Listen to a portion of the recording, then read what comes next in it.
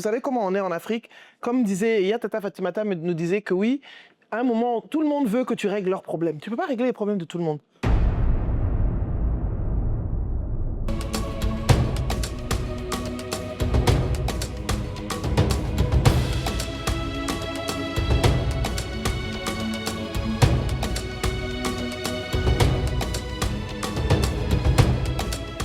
Vous êtes de nouvelles personnes. Vous êtes le leader que vous avez vu hier, qui impacte, qui transforme et qui est dans la réalisation de soi. Et quand tu te réalises, tu réalises forcément les autres. C'est ce que les gens ne comprennent pas. Plus tu te développes, plus tu vas développer les autres. C'est évident. Donc, voilà. Et moi, je me suis développée plus. N'est-ce pas, Tata? Tu étais là à la première session il y a 3 ans. Tata Fatimata. Tu étais là à ma session de 2023. Tu étais là à la session de 2024 et 2025. C'est de mieux en mieux, n'est-ce pas? Merci. Non, c'est pour dire que je me développe aussi. On travaille, c'est un travail permanent. Donc, je suis plus gentille, je suis plus bienveillante. La montée, non, c'est le travail. Sinon, je peux être peste, mais je suis de moins en moins peste, je note.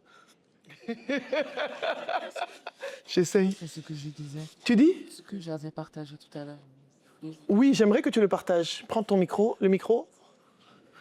C'est très important. J'aimerais beaucoup que Anaïs va vous partager quelque chose qui est très pertinent. Une réflexion qu'elle a faite. Je vous disais tout à l'heure, j'avais du mal à savoir quoi aligner et s'il recevoir. Parce que parfois, je me les deux et vouloir recevoir. Je pense que c'est important aussi pour quand on donne, si on veut recevoir, c'est ce qu'on devrait aussi pouvoir donner. Je pense qu'on l'a dit hier, on a parfois des avances et on est déçu. Et je pense qu'il faut être conscient même avec ce manifeste que quand on parle par exemple de soutenir et partager inconditionnellement, c'est ce qu'on est prêt à donner également. C'est pas juste recevoir le partage. Toi, tu dois me lire en fait en échange parce que ça fatigue à la fin de la journée. Donc il faut vraiment qu'on puisse s'assurer qu'on est sur la même longueur. Merci, c'est très pertinent. J'ai beaucoup aimé cette réflexion. Je trouvais ça très pertinent parce que je pense que chacune de nous, chaque personne a cette même réflexion. On dit, voilà ce que je donne, mais je veux recevoir tout ça. Mais est-ce que finalement c'est équilibré? Il y a un déséquilibre dans la balance de ce qu'on donne et ce qu'on reçoit. Et hier, je vous ai dit ce que vous voulez recevoir. Et ça, c'est une dame qui m'a accompagnée dans le Theta Healing. C'était ma coach en Theta Healing. Elle me disait, avant d'attendre que les autres... Non, les coachs se font coacher et se font accompagner. C'est très important. Si je ne me fais pas coacher et accompagner, je ne peux pas être bien avec vous ici, là. Et Aziza, elle s'appelle, elle est marocaine. Et elle me disait, ce que tu veux qu'on te donne, il faut que tu sois capable de te le donner à toi-même. Est-ce que tu es capable de te donner de l'amour? Est-ce que tu es capable de donner de la considération? Est-ce que tu te respectes? Est-ce que tu te donnes ce que tu attends? J'ai dit, waouh, Aziza, tu me poses une question scientifique. Mais c'est une réalité. Et je me suis rendu compte que moi, j'étais dans les attentes. Elle m'a dit, arrête d'être dans les attentes des autres et sois dans tes attentes pour toi, vis-à-vis de toi-même. Et ça m'a beaucoup aidé aussi. Donc même le coach partage ses sessions de coaching maintenant. Et vraiment, moi aussi. Ma bouche n'a pas de caleçon, c'est ça le problème. Non, mais c'est important que je partage avec vous. Parce que c'est pour vous dire qu'on a tous besoin d'être accompagnés et de se développer. Si on ne le fait pas, en tout cas dans le métier que j'ai choisi, si je ne me fais pas accompagner, si je ne me forme pas, si je ne travaille pas sur moi, je peux me retrouver en burn-out émotionnel ou je peux me retrouver... Il faut que j'apprenne à évacuer aussi et à comprendre et développer des nouvelles perspectives à chaque fois. D'accord? Ma dernière formation, je vais vous dire c'est quoi? J'ai fait le Reiki niveau 1. Je me suis formée au Reiki. Oui, j'ai fait ma formation en Reiki et niveau 1, pas niveau 2, donc je fais que de l'auto-soin pour le moment, mais c'est génial.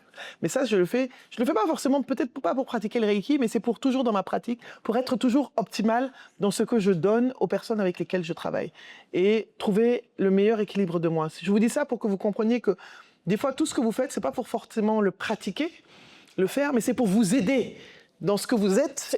Vous êtes toutes des personnes qui travaillaient avec des personnes, qui aidaient. Vous êtes tous dans le don de vous, dans l'autre. Et vous avez besoin de trouver des choses qui vont vous recentrer, qui vous permettent de vous retrouver avec vous-même, parce que c'est pas facile. Tu es dans les RH, vous êtes deux dans les RH. Les RH, tu écoutes les problèmes des gens du matin au soir. Je sais pas, RH, c'est presque psy à la limite. Les gens viennent, on dirait que les RH doivent avoir la solution à tout.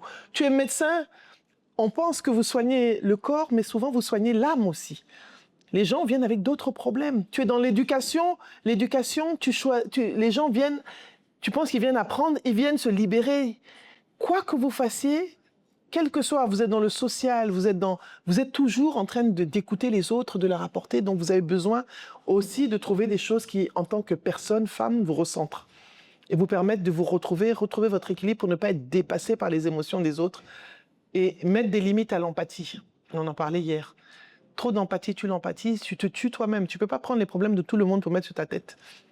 Tu vois, tu dois pouvoir trouver la limite et trouver l'équilibre. C'est difficile. Parce que vous entendez des choses difficiles.